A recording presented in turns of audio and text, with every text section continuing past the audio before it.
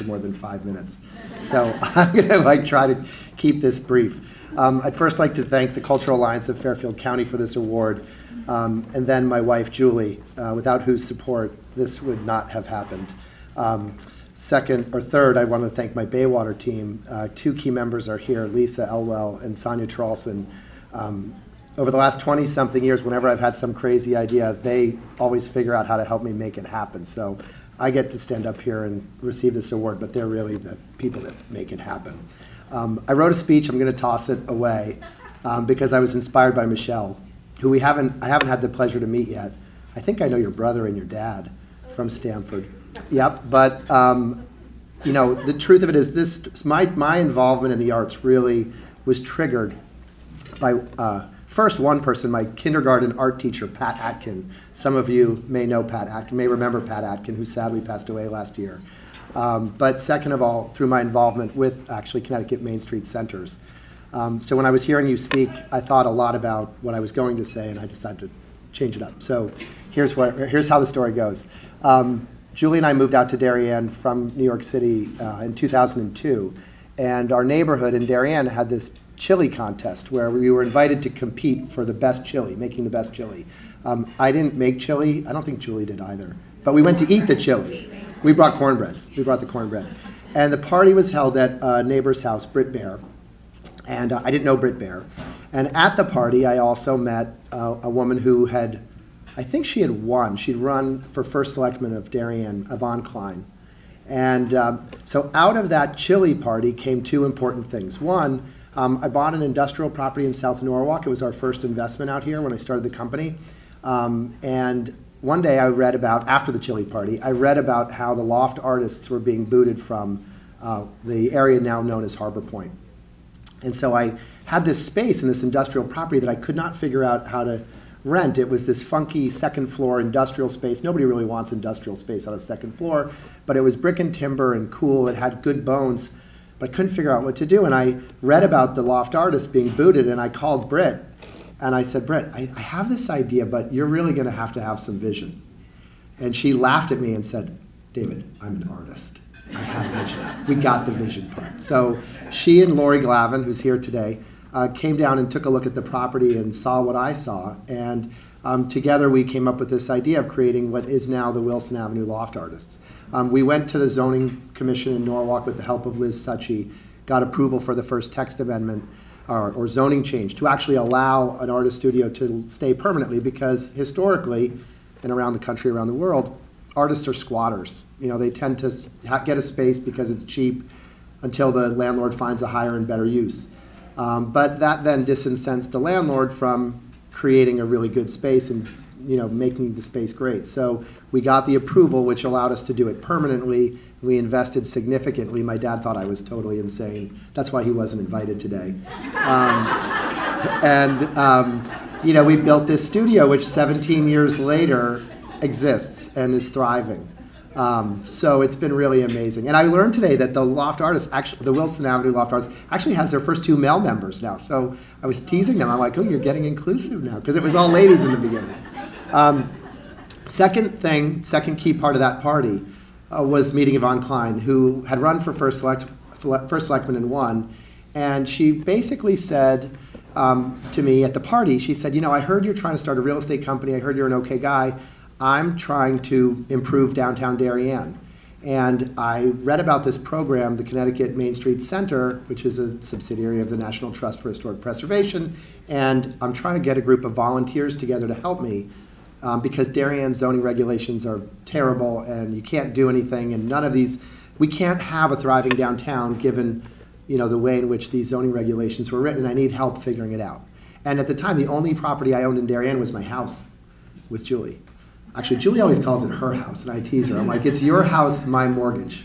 But yeah, so our house was the only property we had in Darien. And one thing just led to another. We got involved. I really learned so much from the Connecticut Main Street Center program. I dove in, feet first, and learned so much about, I knew about the finance, the development to an extent. I thought I did. But I really learned more through that program and my immersion into it around, the importance of weaving into what we do the arts and the entertainment. And so we then started to, over the years, invest in Darien, investing in Fairfield County, but really in Darien in the downtown. And we started to infuse our work and our efforts with the arts. And it started with Darien Summer Nights, a concert series that we hold every Friday night, free concerts in Grove Street Plaza. I'd welcome you all to come. Follow us on the Corbin District. I'm not on TikTok yet. My kids think that's really creepy if I go on TikTok, so I can't do that.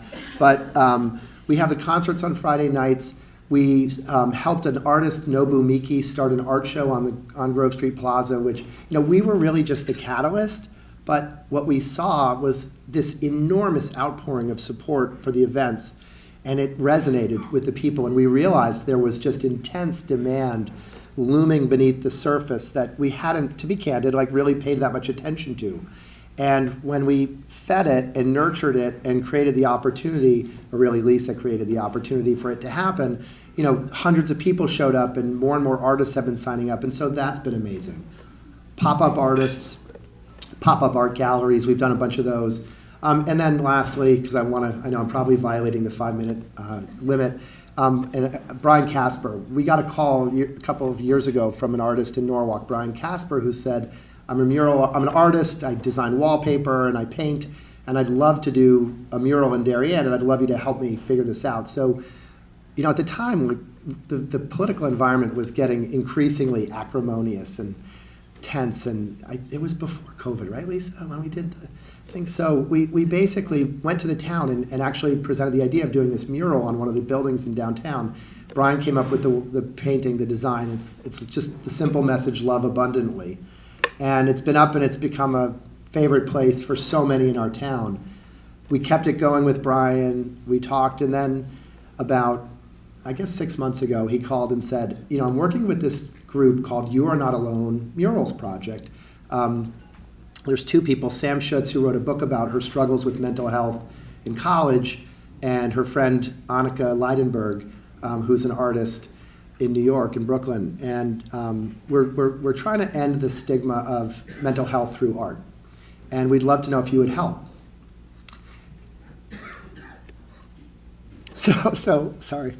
What Brian didn't know was that I'd lost a nephew to suicide. My 14-year-old nephew. So sorry. But I said, Brian, you really called the right person for this ask, because this issue resonates, very, very deeply and profoundly for me and my family. So we'd love to do this and get into it. So I did what I usually do. I called Lisa and I said, all right, Lisa, we got this great idea. How the hell are we going to do this? And the next thing you know, we organized a group of, 4 nonprofits from the community, some foundations that all helped raise money for the You Are Not Alone project. If you don't know about them, look it up on Instagram or social media. They're an amazing group. They're basically working with artists around the country to paint the simple message publicly, in visible public places, you are not alone. It's also the message of NAMI, the National Association of Mental Health Initiatives. And we did an event. The artist painted it on a 3-story building that used to be the headquarters of Connecticut Bank and Trust, right at exit 11 on I-95, facing back. So when you're leaving here, if you're going towards Stamford, you can check it out, but be careful driving, because you're going to have to look over your shoulder, and I don't want you to get in an accident going home. But that building, that mural went up. The community came out and rallied around it. The kids wrote on the building messages that they wanted to share to support friends and family who struggled with mental health issues. And it really just, again, reminded me of the many, many ways in which, we can work together with the artists and to promote the arts to really start a conversation and stir the soul. And that's what the arts have done through the work that we've done in Darien over the last few years. And so anyway, I'm grateful for this award. I'm sorry for blabbering on, and I thank you so much.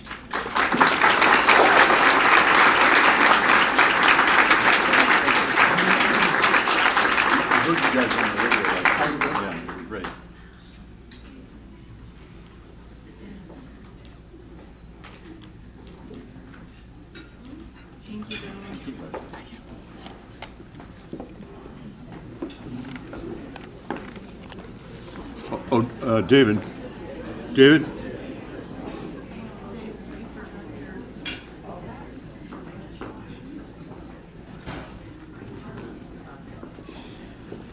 You are not alone.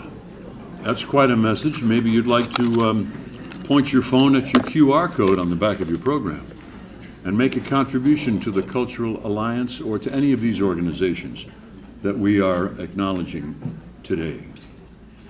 The Educator Award recognizes an individual, nonprofit, or creative business that has made a substantial impact on the arts and cultural education of students and citizens of Fairfield County through innovative approaches to programming, access, and/or advocacy. Our awardee is Jenny Nelson, who has been an educator in theater and music for over 20 years.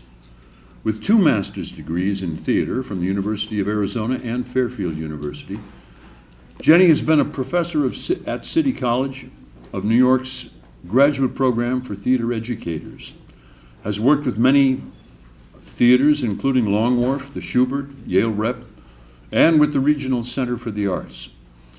She's also Associate Artistic Director of Collective Consciousness Theater. An exceptional educator, Jenny built the arts education program for the Westport Country Playhouse and is deeply committed to engaging with pre-K to 12 grade students and adults through the art of theater to create experiences that inspire lifelong learning as well as fostering lasting partnerships with our community. Please welcome Jenny Nelson.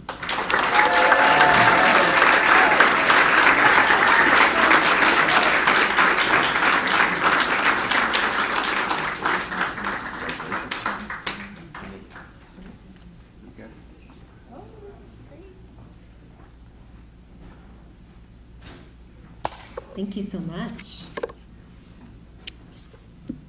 This award means so much to me because it's the Educator of the Year.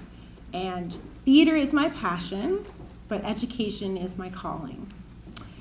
And if you'll indulge me, because I am a teacher, I love to ask a question of this group, as a group, and I just want us to think about it.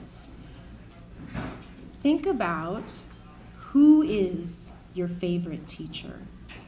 Just want you to conjure them in your mind for a moment. Do you see them? Right? You know their name and what grade they taught you. So indulge me even further. We're going to lift them up because teachers are so important. So when I say go, we're all going to say their name together, okay? You got the name? There's probably a couple if you're lucky, but let's pick that one that first popped in your head because your first instinct is always the right instinct, right? Okay, ready? Go. I love it. Wonderful. And probably when you're thinking of this person, this very special person, there's a memory attached, right? There's something they did that was so special, made you feel seen, made you feel heard and listened to. That's how important teachers are. So I ask this of all the teachers that I mentor. I'm fortunate enough to also be a mentor teacher, which is one of the great gifts of my life because I learn so much as a teacher when I teach and when I teach other teachers how to teach. And my first question is, who's your favorite teacher? And the smile that comes on their face, their eyes light up. It's a magical thing to witness.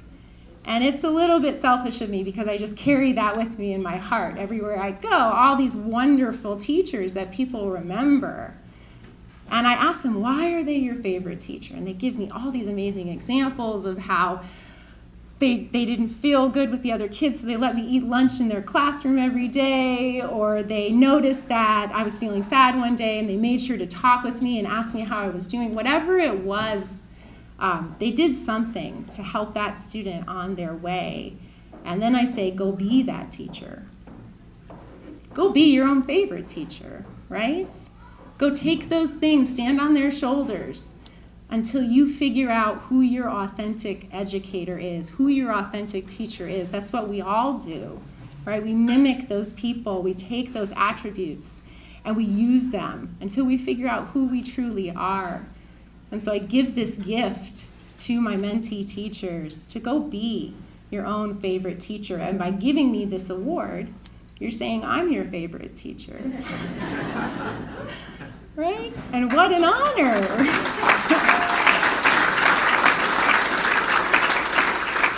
There is no higher honor than being someone's favorite teacher, because it means I made an impact. It means I made a great impact on my community, and that's very important to me and my pedagogy and what I do as an educator. So thank you so much to the Cultural Alliance for this great honor. Thank you to my friends who are here to support me today. I can't tell you what it means to have you here. Thank you to the Playhouse for giving me a home to give access to thousands of students.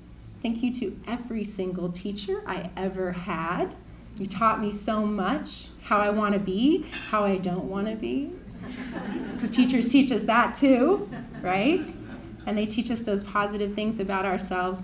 And this award goes to every student I ever taught. You made me the teacher I am today. Thank you so much.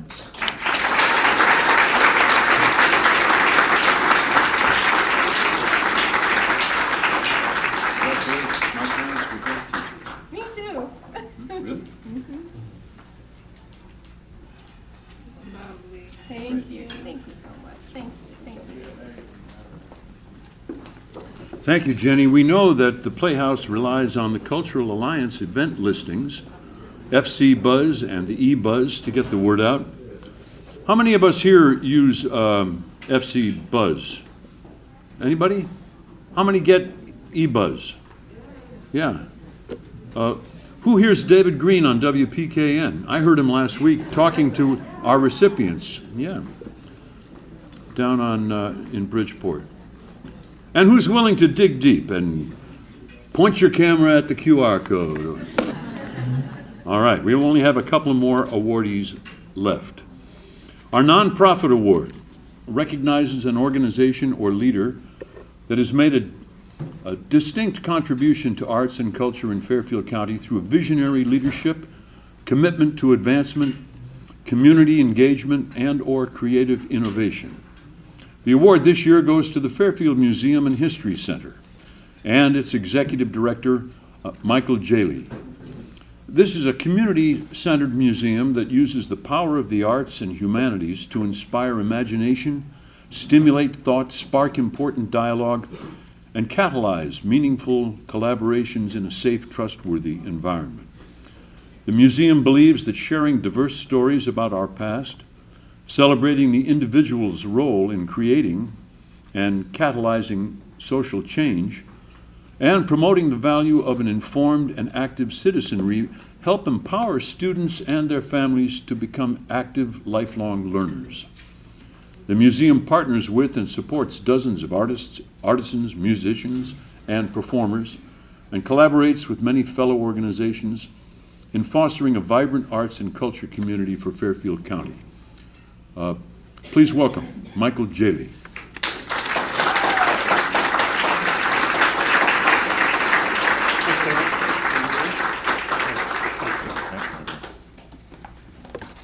Well, I know it's getting late. I'll be very brief. Everybody says that, I know, right?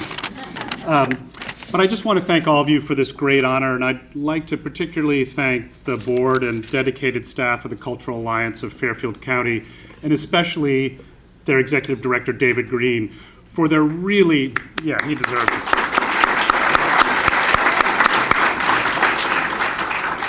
For their incredibly tireless advocacy, encouragement, and promotion of the arts and humanities throughout Fairfield County. Their hard work has really succeeded in elevating us all. I'd also like to thank the members of our greater community who so generously nominated the Fairfield Museum for this distinguished award. The Daniel Offutt Nonprofit Award recognizes the Fairfield Museum for having made a distinct contribution to the arts and culture in Fairfield County through visionary leadership, commitment to the advancement, community engagement, and innovation.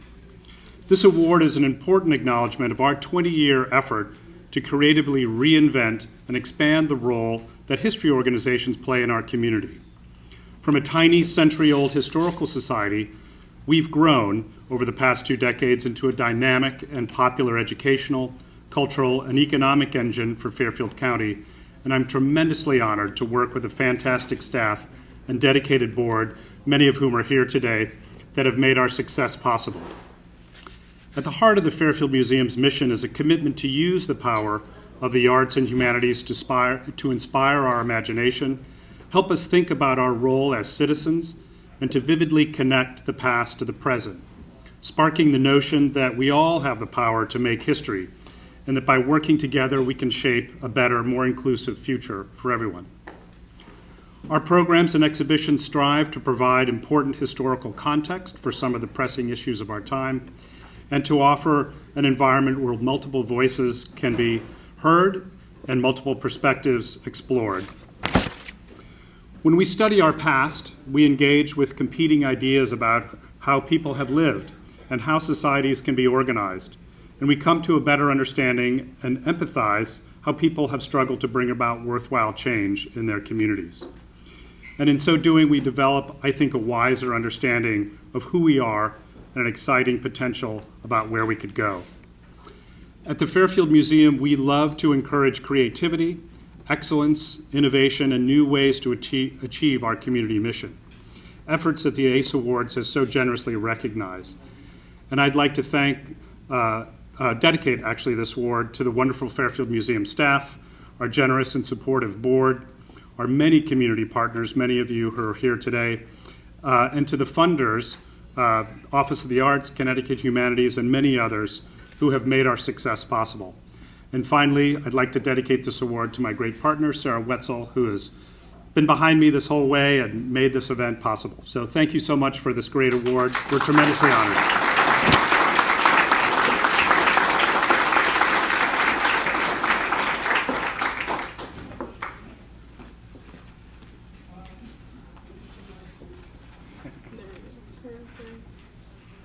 Thanks.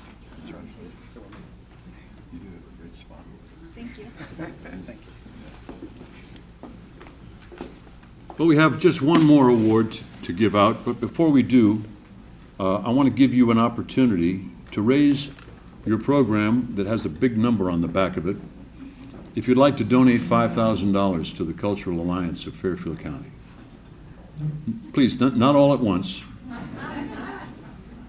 Anybody like to do that for $5,000? There's one. Thank you, Roger. Roger Leifert.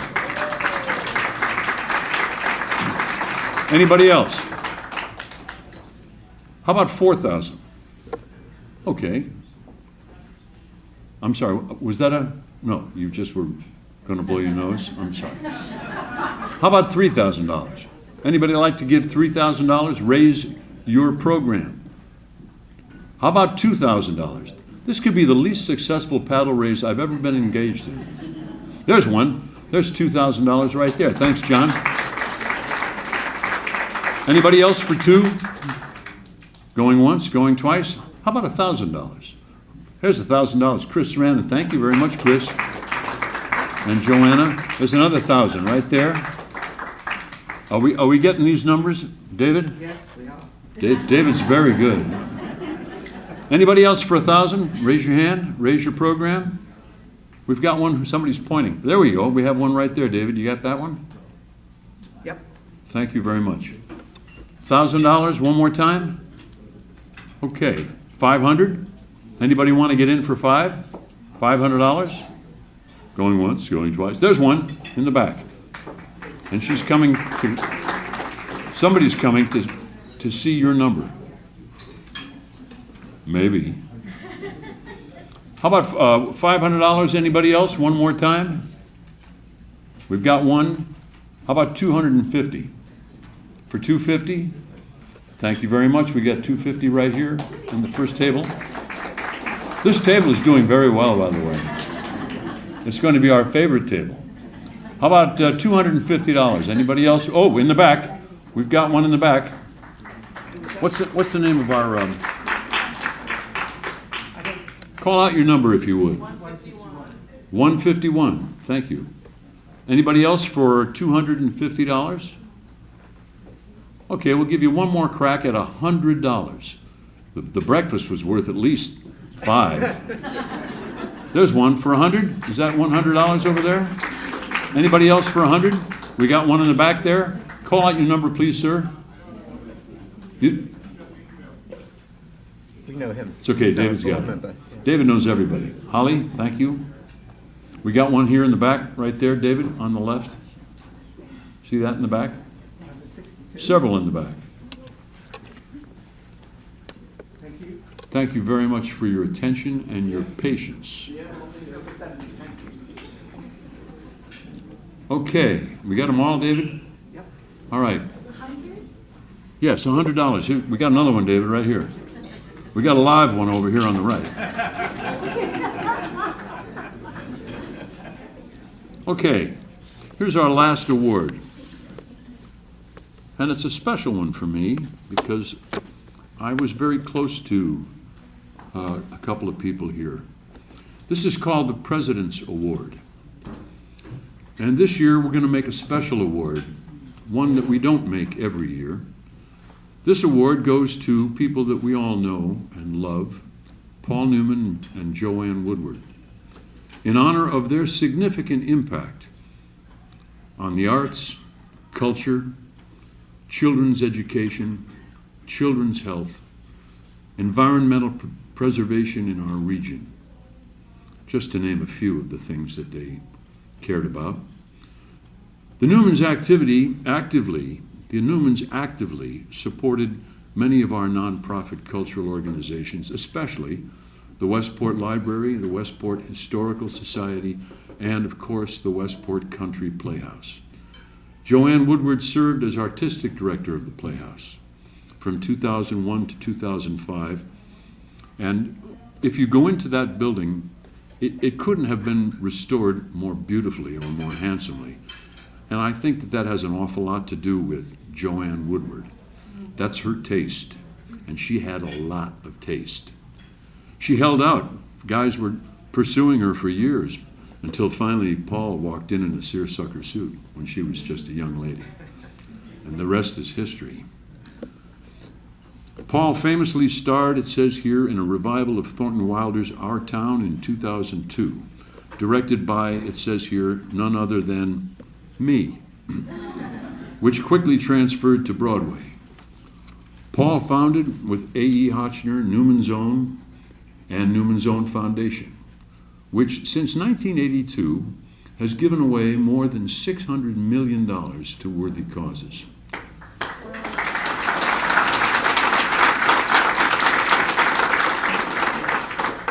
Paul's interest in helping children with serious illnesses led to the opening of the 𝗏𝗏𝗏 gang camp in 1988. Today, the Serious Fun Children's Network consists of 30 camps and programs that have served 1.7 million children with serious medical conditions. Paul and Joanne's daughter, Clea Newman Soderlund, proudly serves as the ambassador for Serious Fun, and the family continues to support many social and environmental causes, as well as their parents' philanthropic legacy. And here to accept the award is one of the Newman daughters. Please welcome Clea Newman.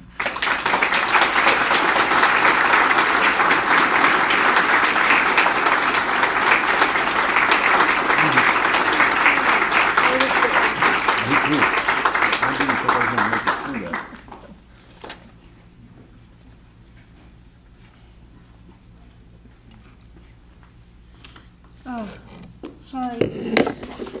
Jimmy's a very, very old friend. I mean, old in age. I mean, old in. God, it's so nice to be around artists. The reason why my family moved here was because of the arts.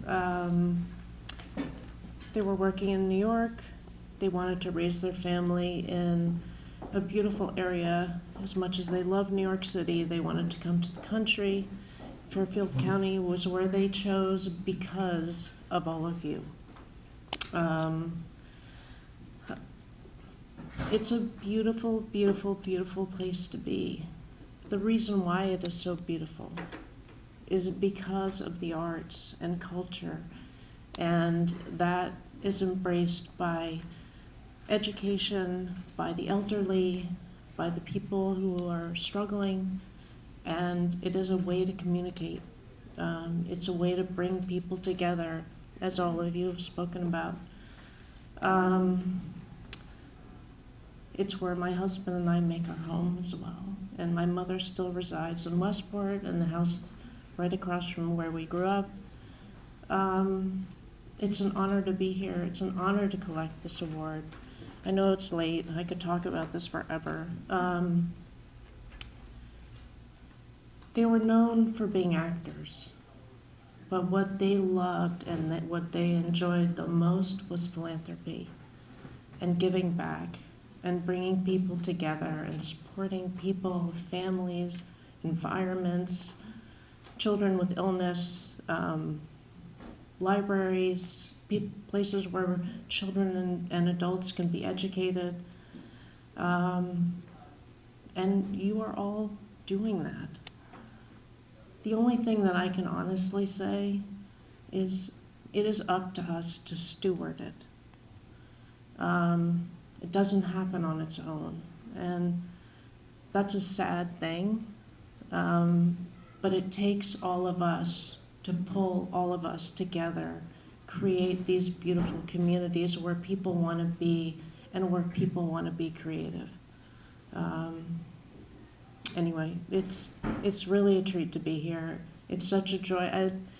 There's something about being around artists and creative people that makes you just feel inspired and makes you want to go out and do more. So as much as I have kind of lived and breathed philanthropy my whole life because of my parents' inspiration, you guys are continuing to do that for me, and I hope we all do that for each other. So thank you.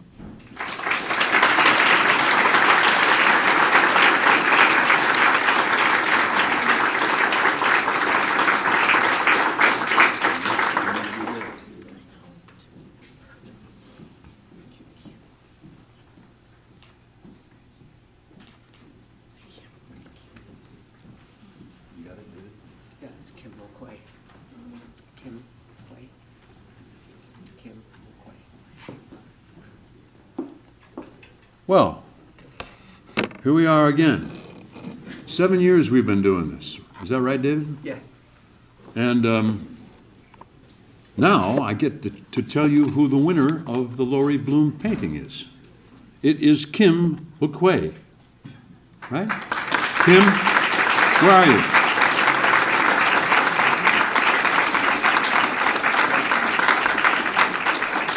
Come on up.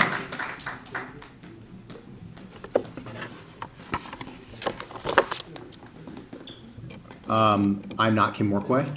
I am his son, Eric.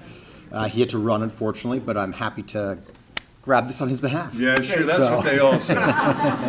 So, thanks so much for having us, and really excited to be here, and had a great time enjoying breakfast and all the speakers today. Great.